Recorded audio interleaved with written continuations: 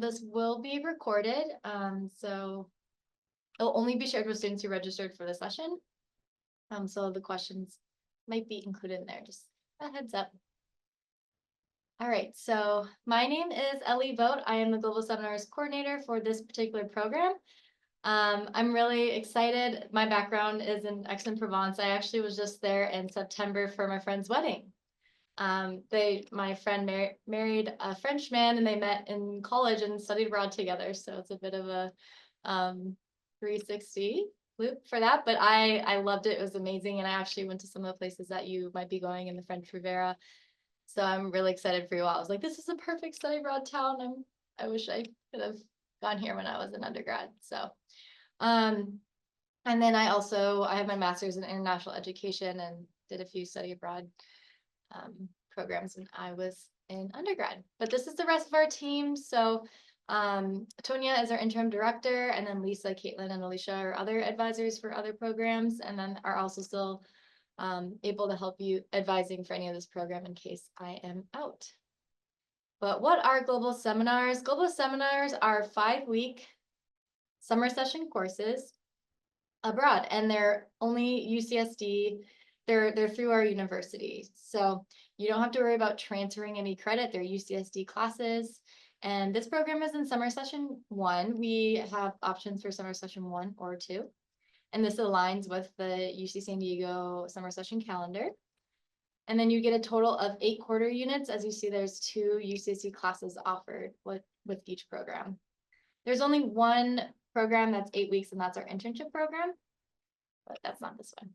So, and then to be eligible for global seminars, students need to have good academic standing. So for us, that is a 2.0 GPA or above. And then also good judicial standing. If you have a past sanction or a pending sanction, that doesn't mean that you can't join the program. It just means we're going to look further into that and speak with your dean. We'll speak with you, etc. There is no language requirement. So this program, you don't need to know French. We only have one program that has a language requirement, and that's the Barcelona, Spain one that has a Spanish requirement.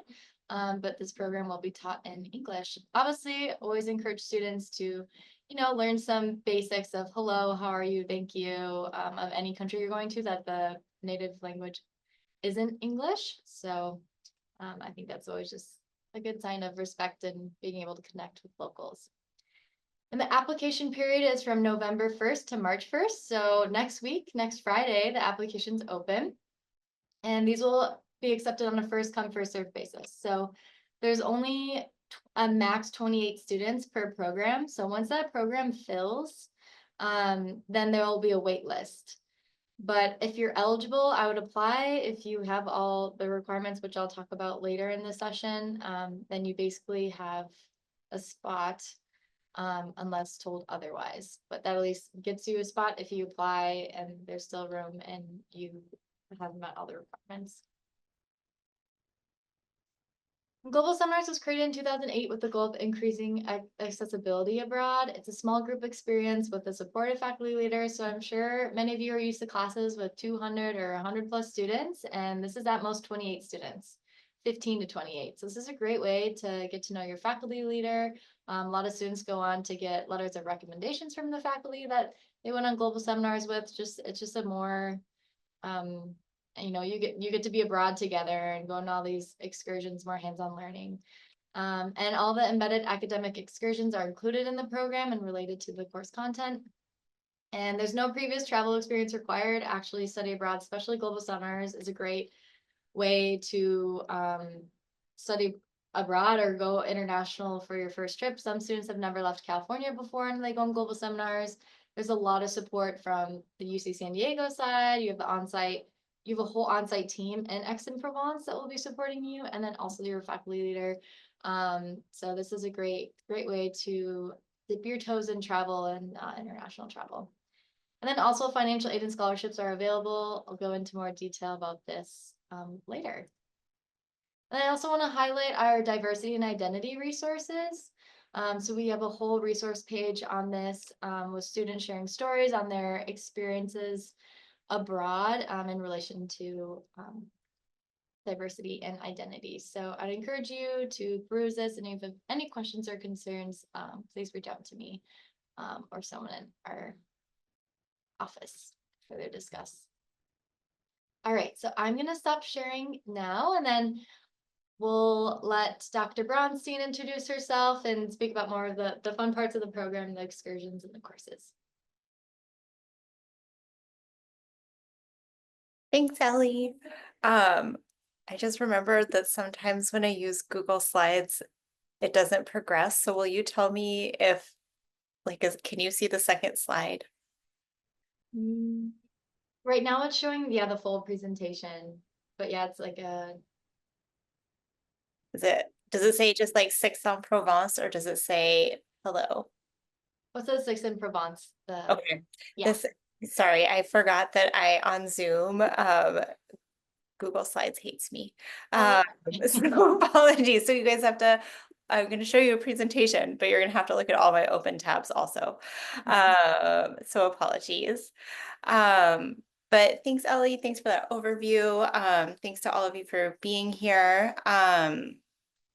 I thought I would just start by introducing myself a little bit. So I may know some of you, or some of you may have taken a class with me before, particularly Cat 1 or 2. But I'm an associate teaching professor, which means that my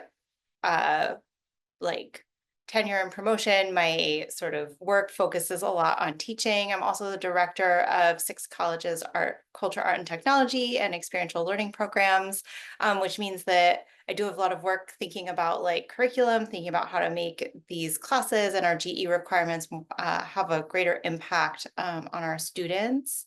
And I teach almost entirely in CAT, with the exception of when I get to do global seminars. So I've taught FYE, which sadly no longer exists, and CAT 1, 2, and 3, the CAT honors program, the upper division CAT classes.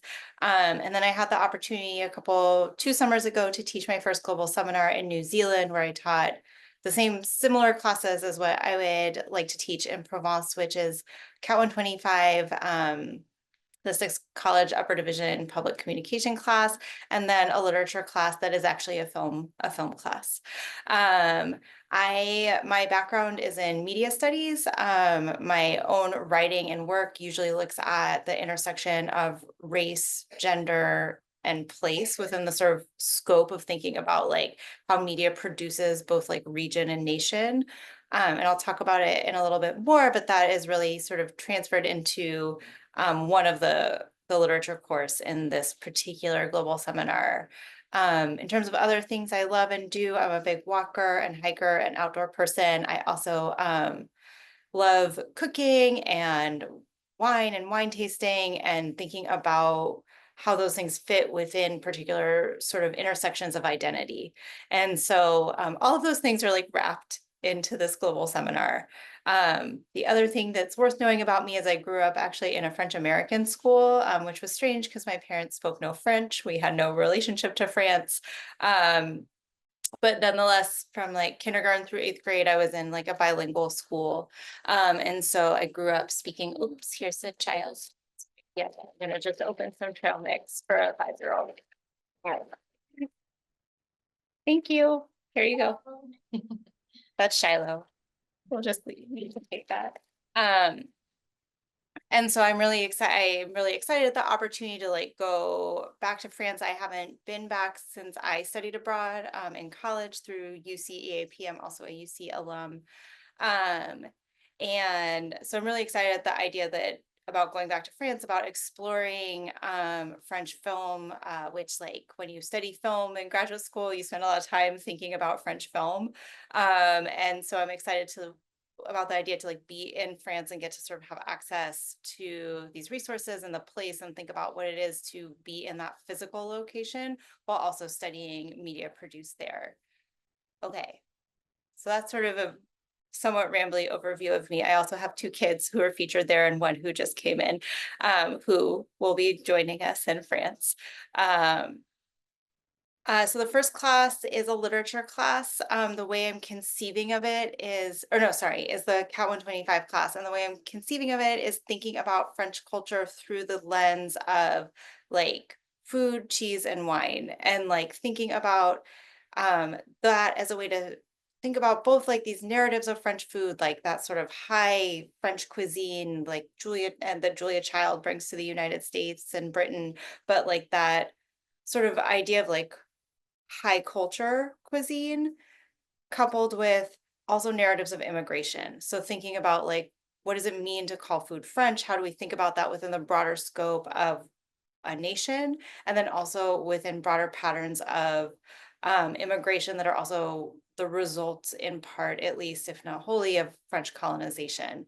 And so thinking about food as just our sort of entry point into thinking through how all of these forces work, and particularly in terms of the French Riviera, right? This is like this entry point into France as a nation. And so like you're on a border. Um, and so part of this class, we would do like a French cooking class, which I think would be fantastic. Um, and also like go to the markets and then think through in terms of like film and other kinds of narrative representations, including like travel magazines, and like look at actually how narratives of food function within French culture.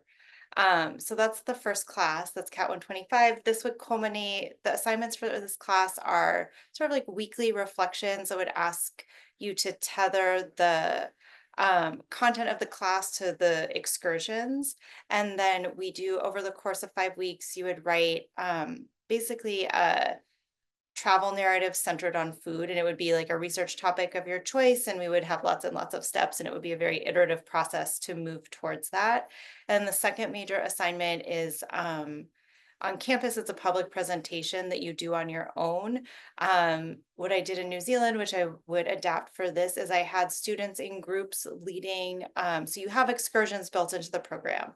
But what we did is I had students like do research on somewhere that was not included in the program. And then once a week, a group of students would lead an excursion. And so it's like a chance to do kind of a deep dive on somewhere that we might not encounter that's of interest to you. It's a chance to work together as a group and then also practice public speaking. And so one of the things that was really cool in New Zealand that I think would be absolutely true in this case is we went to all these places that we might not have gone. And it really gave students a chance to lead discussions and frame how we wanted to talk about these different locations. So that's the first class. That means obviously you're like if you're a sixth college student, which I feel like most of you are, the upper division Cat 125 requirement. And the second class, which is a literature class and meets the narrative and aesthetic reasoning GE requirement, I think that's what it's called. And if you've already met that, then this can meet your experiential learning requirement. So it can't do both, but it can do one or the other, and it's kind of up to you how you want to use that class. So this class is really about imagining France and the French Riviera, so through television and film. So thinking, sorry, my Zoom does weird thumbs up things. Thinking about the idea of France as it is mediated on screen. So the first few weeks would take us through sort of a broader scope of like, what is a nation? How has French cinema evolved? What are some of the classics? Like we would watch La Règle du Jeu, which is this like very, very famous 1939 film. If you've ever seen it, it's amazing. It's about kind of like the crumbling aristocracy out in the countryside. It takes place over this night at a party. But we'd watch films like that, and then also sort of move our way towards more contemporary media, including but not limited to something like Lupin, which was a huge hit globally, although not as popular in France, which also might give us a chance to think about like audience tastes.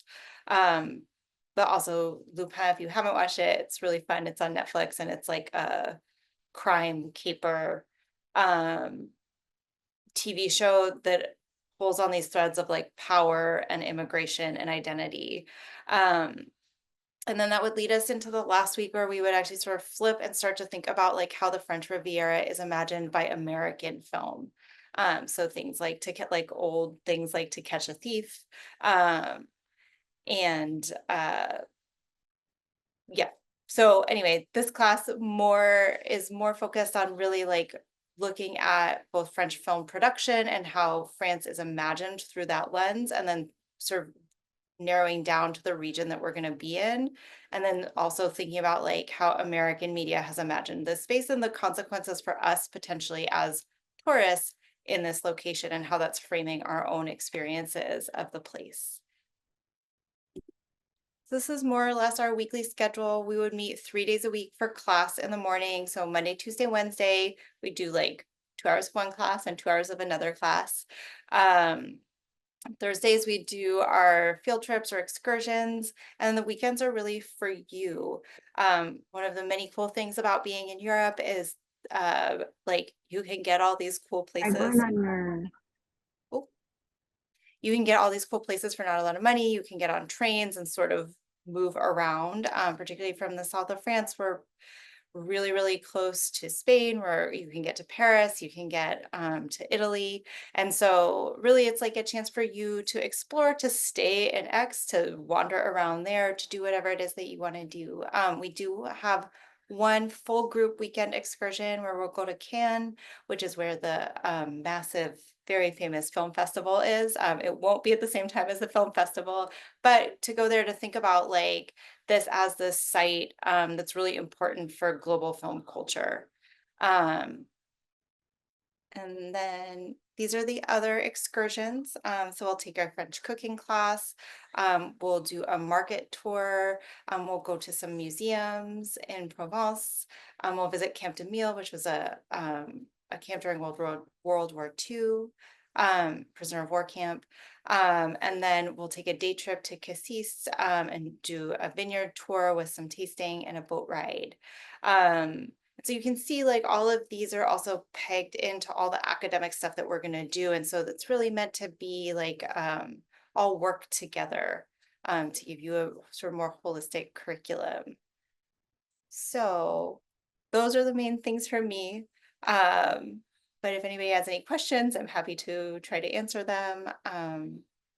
Yeah.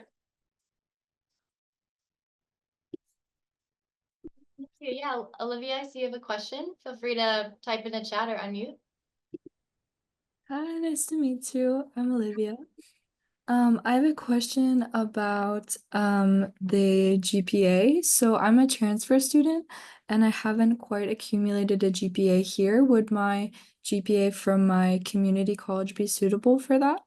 That's a great question. So you could still apply without the transcript yet, and as a placeholder, once you receive your fall quarter grades, then you just upload that and let us know. So you could still apply with the spot as a placeholder. You could just let us know, maybe just submit a screenshot of your previous grades from your other institution, and then it'll still save you a spot, and then you'll just upload your fall quarter grades when you have them. Same for freshmen or first year students, but that's a great question.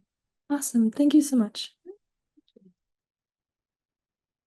Is there any other questions about the excursions or the?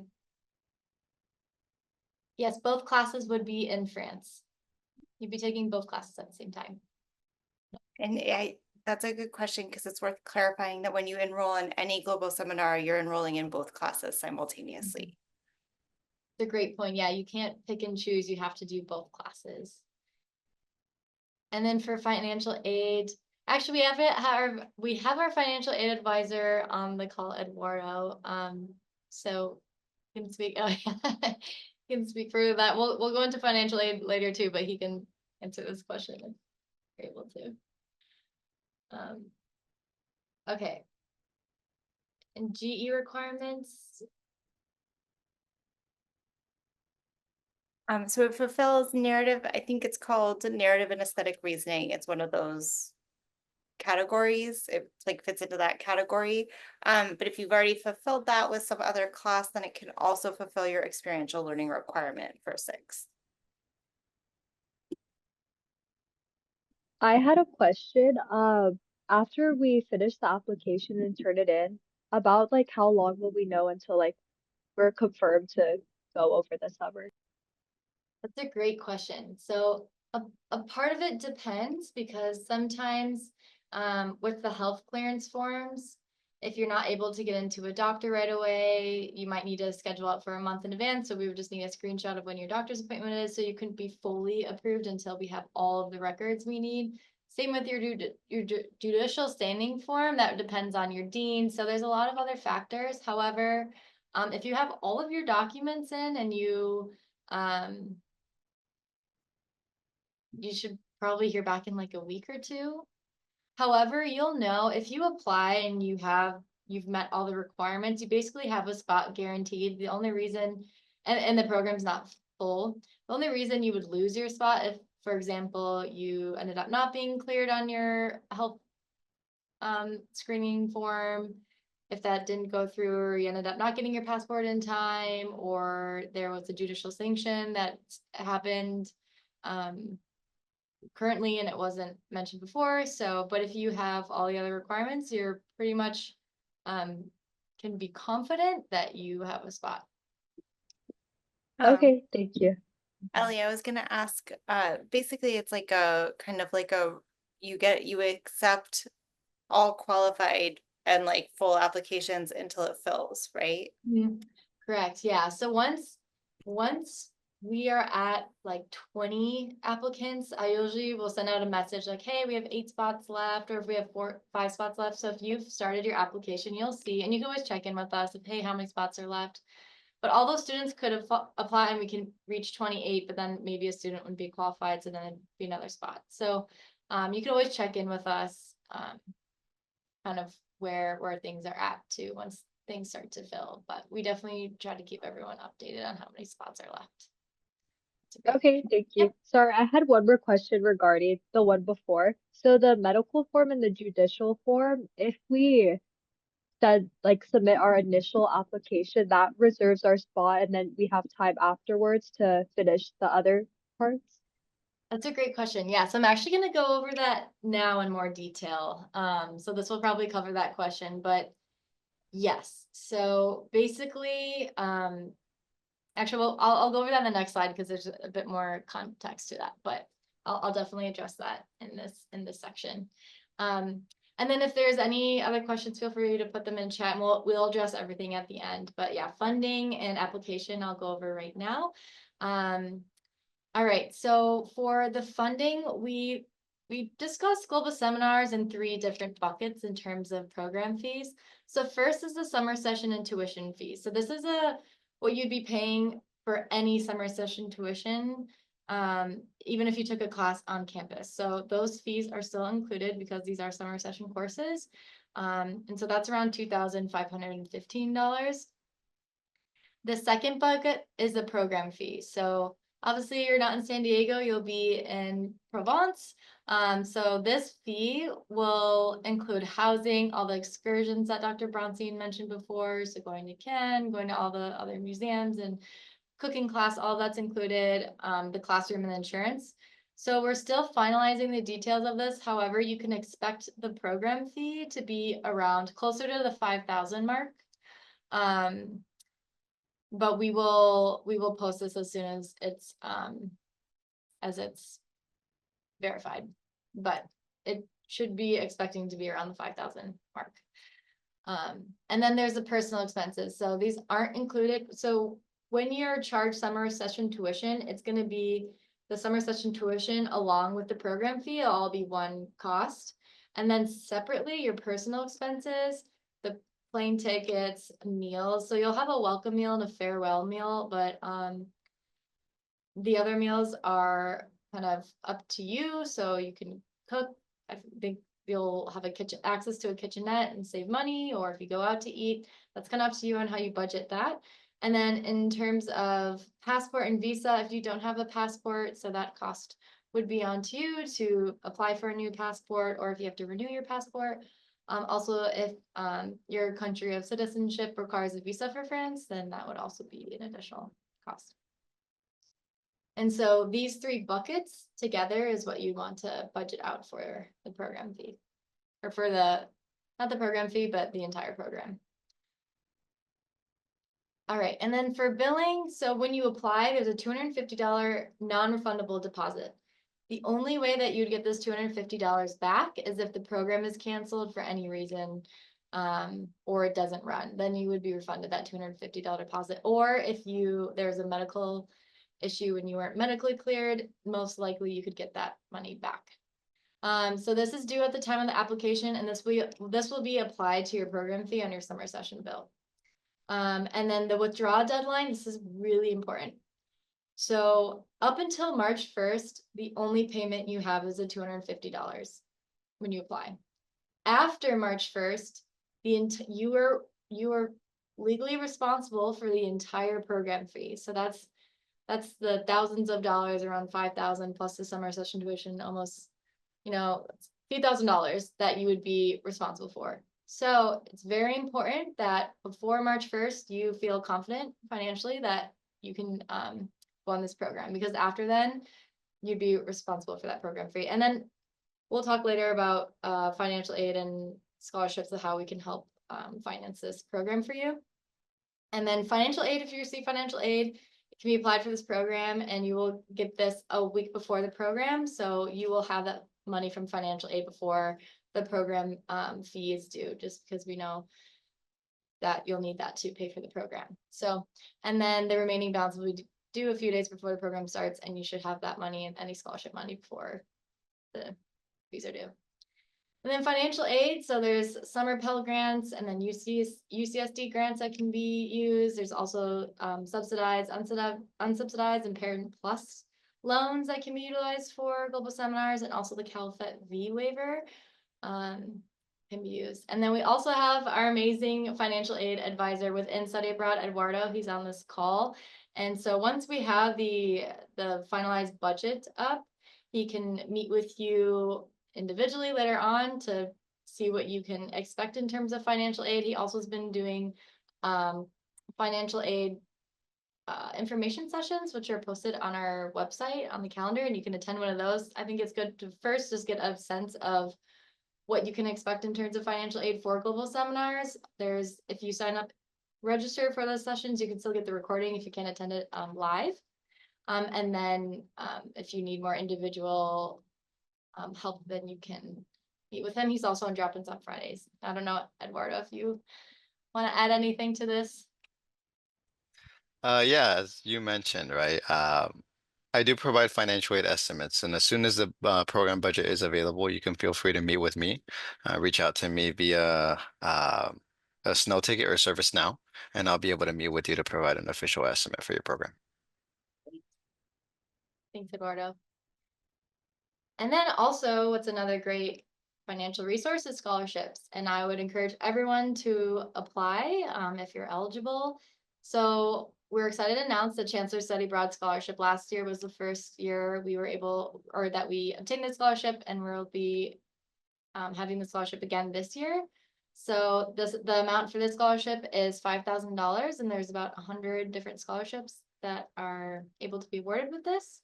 And so the requirements are financial need, but not necessarily financial aid eligible. So even if you don't have financial aid, you can still apply for the scholarship and be considered. We will post the deadlines, the exact deadlines, once we have the application open, but usually it's due early February and March. And so I just want to highlight also, we know it's really important to be notified if you've received a scholarship before the March 1st deadline, because many students rely on the scholarships to go on the program. So as you'll see, there'll be an early application deadline. As you see, early February. If you apply for that by that deadline, then you should know by March 1st if you get the scholarship. If you apply for the later deadline, then you might not know until after the deadline. Similar with Kathleen Deno, she's an amazing donor who really values global seminars. This is a global seminars only scholarship. It's a $3,000 scholarship. This is usually also due early February.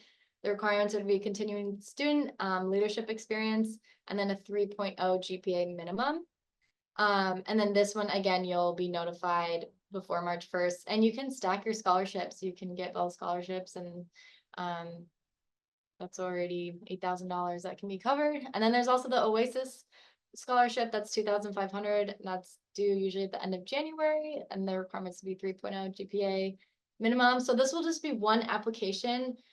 And we'll consider you for all the scholarships. So there'll be one study abroad office scholarship application, and then we will consider you for all of them. Some colleges have study abroad specific scholarships, so we'll also consider and include these if your relevant college offers a scholarship for study abroad. And then lastly, there's the Gilman Scholarship. This is a scholarship through the Department of State. And so this is open to all US citizens who are Pell Grant recipients. UC San Diego is one of the top recipients of this scholarship. It's up to $3,000. This is due early March, and this is considered the gold standard of scholarships. So we do a lot of scholarship essay writing. So I would definitely encourage you to attend one of those. We'll be offering that throughout winter quarter, and we'll have those sessions posted on the study abroad calendar. And then once you know how to write for the Gilman, I would utilize that that framework for the rest of the scholarships. And then, as mentioned before, Eduardo hosts the financial aid and scholarship information sessions. So one has already passed yesterday, and then there's still two more November 5th, and then, or one more November 5th. And then I also have a YouTube link to a session that he did last year, but I would try to register for the upcoming one so you can get the most up-to-date information. All right, and then we also have resources. You can compare program budgets once all the budgets are up, probably in the next few weeks. And then contact Financial Aid and Scholarships Office, as Eduardo mentioned, through the snow tickets and Student Services and Support portal. And then the writing workshops will be, as mentioned, on our calendar in winter quarter. Then also Oasis and the Writing Hub are great resources for writing your essay. And then, so this is what the snow ticket looks like to reach out to financial aid. This is a new method that has been implemented, so it might be a little confusing, but as you see the arrow, it's just the very bottom link, and that's how you can submit a question. And then other risk management considerations when considering this program is airfare. I would definitely wait to book your airplane tickets, and would at least until the spring, we'll kind of give a green light. We'll do booking a ticket workshop. And definitely you want to wait until you're fully accepted into the program and know that it's for sure running. And then, yeah, these days with travel, it's just always important to get a refundable ticket. And then cancellation policy. So in case, you know, the program gets canceled, just to know that you will be refunded for your deposit, and then just have backup plans in case you decide not to go in the program and you need these courses to graduate, just to make sure that you have other academic plans in place. And then COVID considerations, just be prepared to follow any recommended or required precautions in case this becomes prevalent in the region that you are in. All right, and then how to apply. So now we'll get into the application process. First, if you haven't, I would recommend that you go to the Get Started course. You can do this through Canvas. It's on our website. It probably takes 15 minutes. It just goes over all the study abroad basics, all the other programs available to you as well. And then once you've completed that and you are confident you want to go on this program, that's great. What you'll do is you'll create a profile in Tritons Abroad. There's a link to this on the Global Seminars website. This is where you'll submit your application.